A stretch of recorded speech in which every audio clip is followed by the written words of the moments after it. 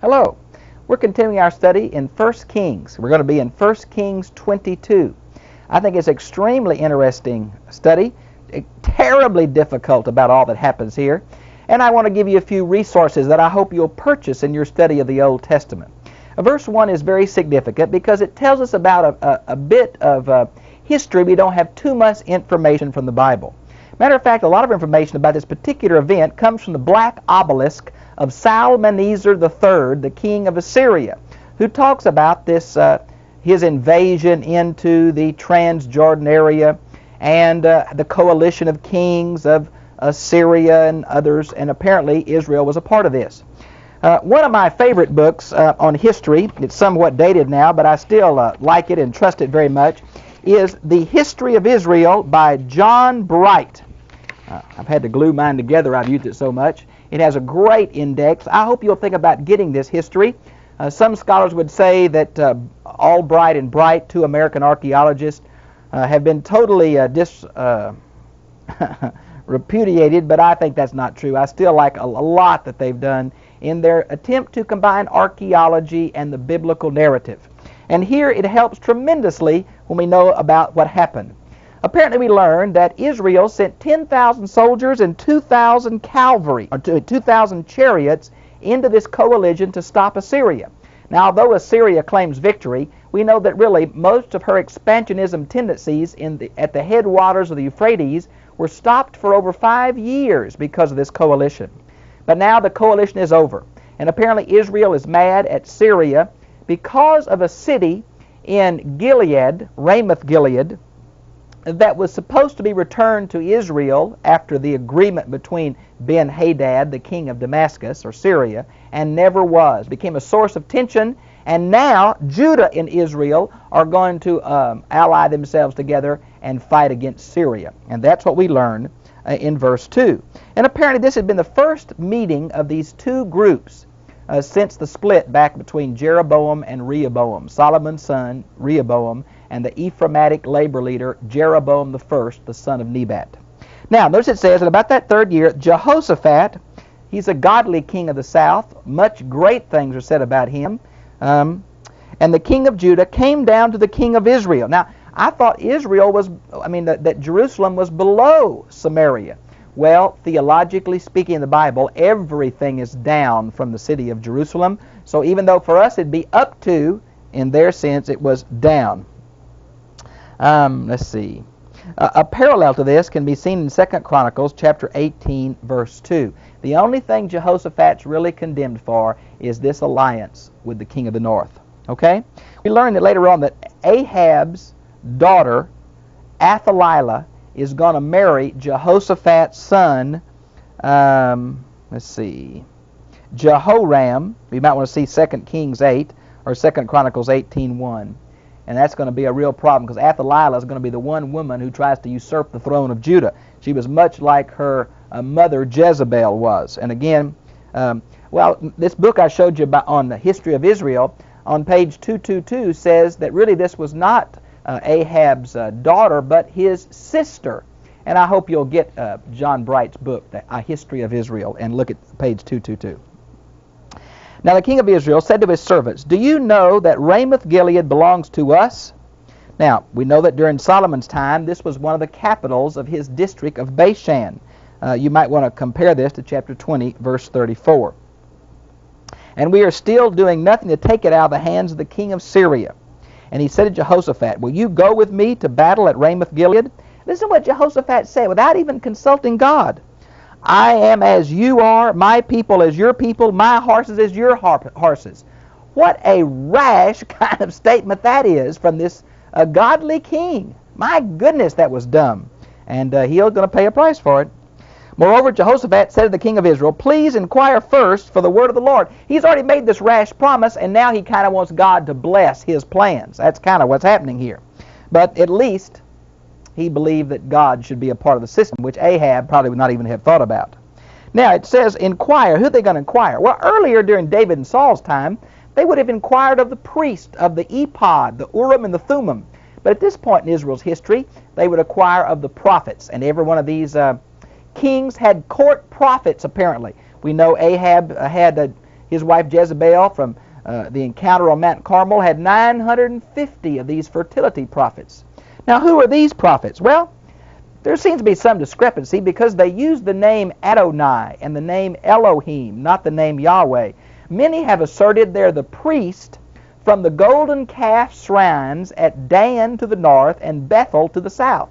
And that probably seems to be true because one of them later on, down in verse 11, Zedekiah has the covenant name Yahweh in his name. So these at least are supposed to be prophets of Yahweh, not Baal worshippers. And the king of Israel gathered the prophets together, about 400 men. That's quite a few prophets to have, isn't it? And shall I go against Ramoth-Gilead to battle, or shall I refrain? They said, go up, for the Lord will give it into your hand of the king. Now look at the word Lord there in verse 6. Do you see how it's a capital L but not a capital O, R, or D? This is the word Adonai. We also learned from 2 Chronicles chapter 18:5 that the same parallel for this, they use the word Elohim, or capital G, God. So they're not using the covenant name for God here. And I think Jehoshaphat picked up on that. This is very similar to what happened in Jeremiah's day when all the king's prophets said peace and prosperity. And just Jeremiah said, no, this city's going to fall. We're going to find a prophet here who stood against the king and was also put in prison like Jeremiah was. So just because you speak the truth and just because you speak from God doesn't mean you're going to have health, wealth, and prosperity. You may speak the truth from prison, get chucked back in it. Sometimes speaking God's word is not all that safe. But Jehoshaphat said, is there not yet a prophet of Yahweh here that we may inquire? Now, surprisingly, why not Elijah? Where is Elijah? He's a prophet of Yahweh. Where are the 3,000 that haven't bowed a knee to Baal? Some of them are probably prophets. Where were they? We don't know. Maybe Elijah had disappeared again into the desert. We're not sure. But there was a prophet. His name is Micaiah. And he is mentioned here in verse 8. And apparently he is a prophet of the Lord and a good one. And the king's going to say, well, this guy's against me. He doesn't like me. He always prophesies negatively. Jehoshaphat says, let him speak. I want to hear what he has to say. Many the Jewish commentators try to identify Micaiah with the unnamed prophet of chapter 20, verse 42. And that may be possible, although it's not certain. And the king of Israel called an officer. Now it says here, eunuch. But because we know from like Deuteronomy 23:1 how negative castrated persons were looked on in Israel, this later came to mean just a court official. Like in Genesis 39:1, Potiphar had a wife, and he's called this same name. So it originally may have meant eunuch, but it came to mean just a court official. And said, bring quickly Micaiah, son of Imlah. Now, of course, it implies later on that he was in prison and had to be brought. Now, the king of Israel and Jehoshaphat, the king of Judah, were sitting each on his throne, probably portable thrones, and arrayed in their robes. Oh, they were fancy. Oh, they looked good. Oh, they had all the official power of state there. At the threshing floor, a void place in front of the gate of Samaria, place of official meeting. Apparently, it was either just outside the gate or just inside. And all the prophets were prophesying. Oh, they're making wild gestures and all kind of things. 400 of them. What a scene this must have been.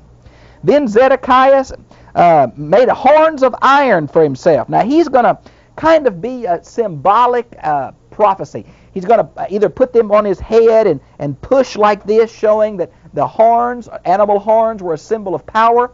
Matter of fact, it's interesting. In Deuteronomy 33:17, it says Ephraim has horns. And, of course, Ephraim is a symbol of Israel, the major tribe of Israel. And you can see how that prophecy may be pulling on that prophecy.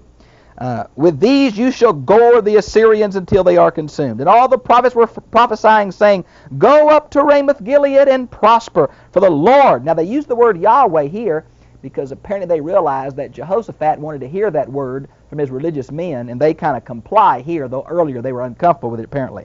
And give it into the hand of the king.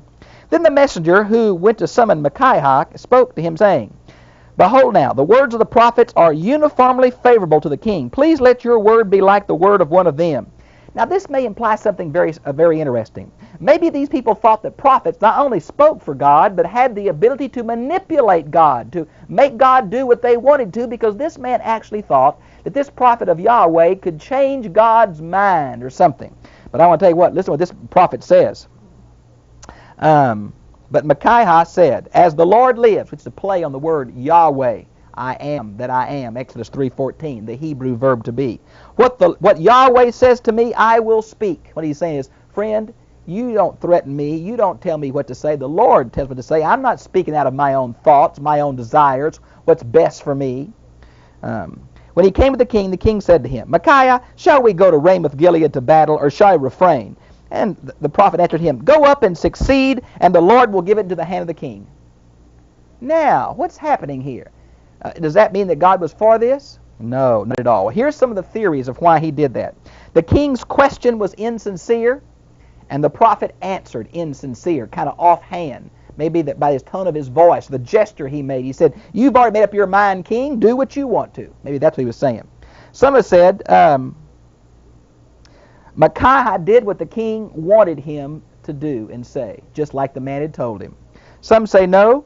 Ahab didn't want God's message, just wanted God's blessing on his plans. And others say this exactly fulfills the prophecy of verse 22 and 23 about that God's going to send a false message into all the prophets. And here Micaiah kind of fulfills that himself, saying, you wanted to hear this message? There. You've heard it. Now do what you want to anyway.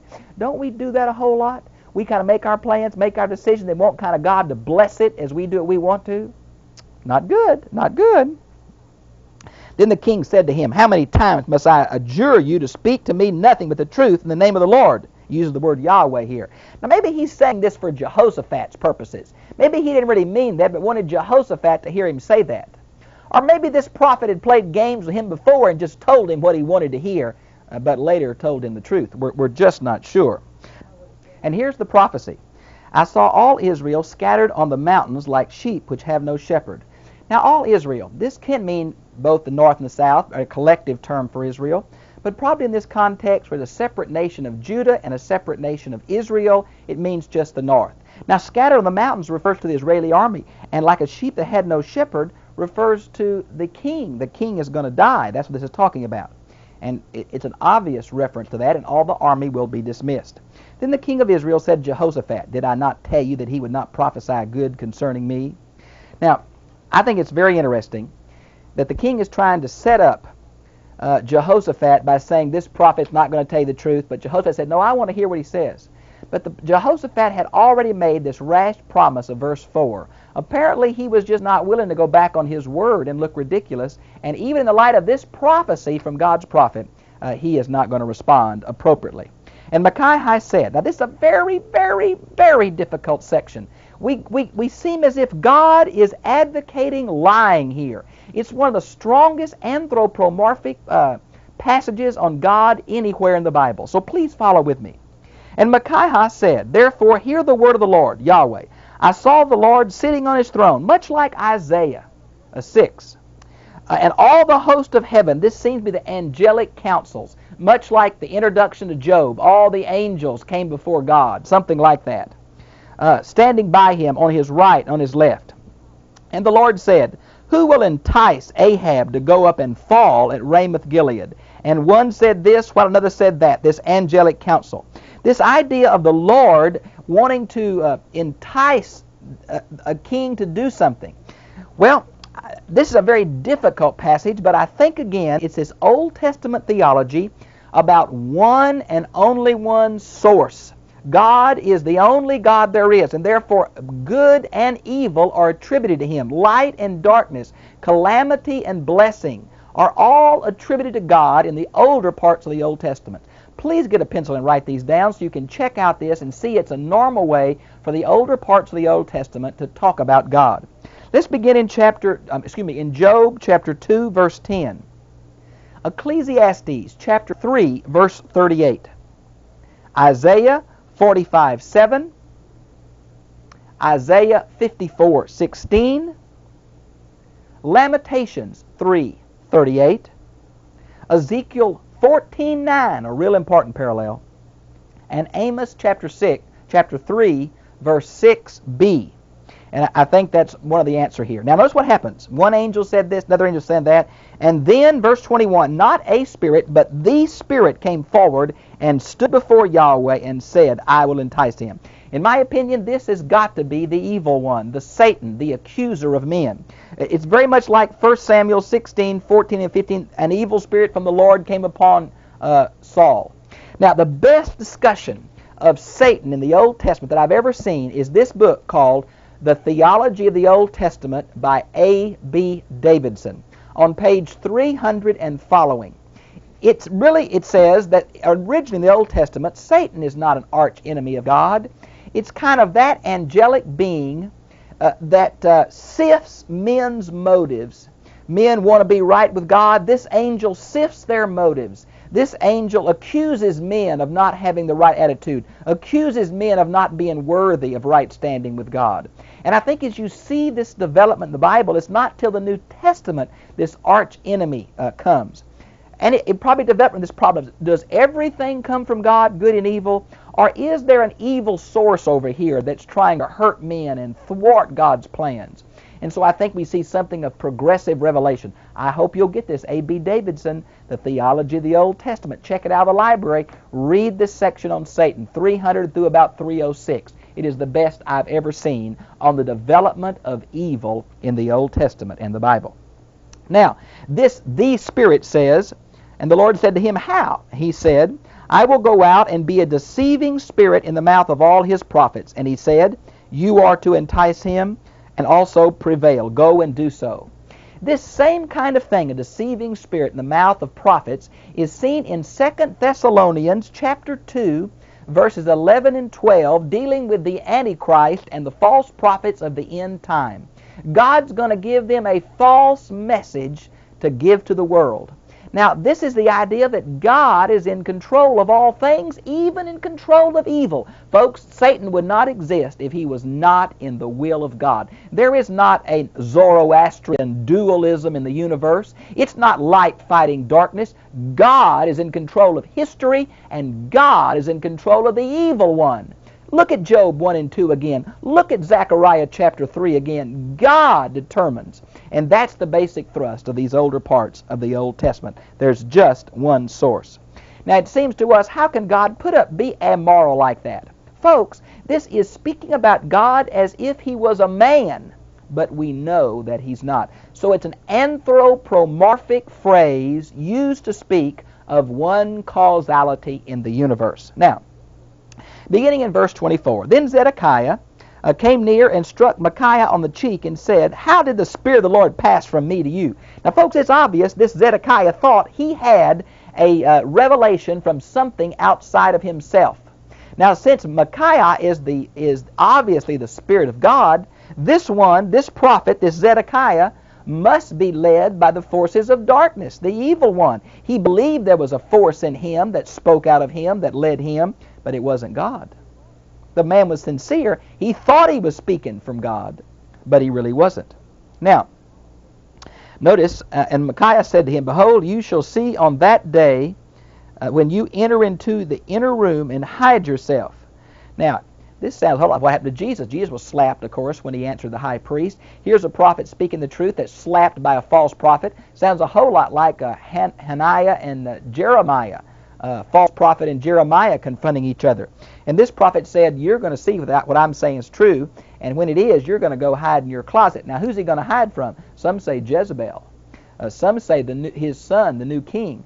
But this man's going to pay a price, and he'll know who speaks for God. Then the king of Israel said, take Micaiah and return him to Amon, the governor of the city, and to Joash, the king's son. Well, it was obviously he's in prison. Now, it sounds so funny to me that the governor of the city is mentioned before the king's son. We learn from several other passages in the Old Testament, this little phrase, the king's son, probably doesn't mean literally the king's son, but another high official, probably maybe a king's relative or something. Here are the other verses in the Bible where it's obvious the king's son does not refer to the king's son. Jeremiah, 36:26, Jeremiah 38:6, and 2 Chronicles 28:7. I hope you'll look at that. And feed him sparingly with bread and water until I return. Now, literally, this is the bread of affliction. It means mourner's bread, which means really bread and water and not much of that.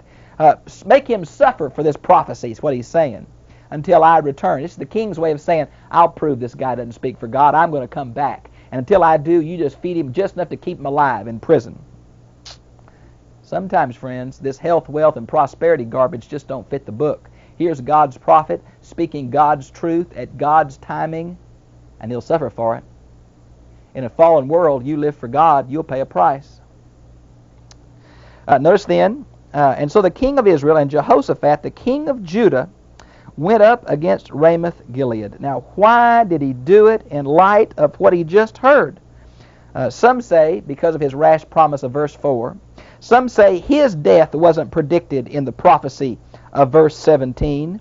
And others say he did not believe Micaiah was a true prophet. I'm not sure which it is. And the king of Israel said to Jehoshaphat, I will disguise myself and go into battle, but you put on your robes.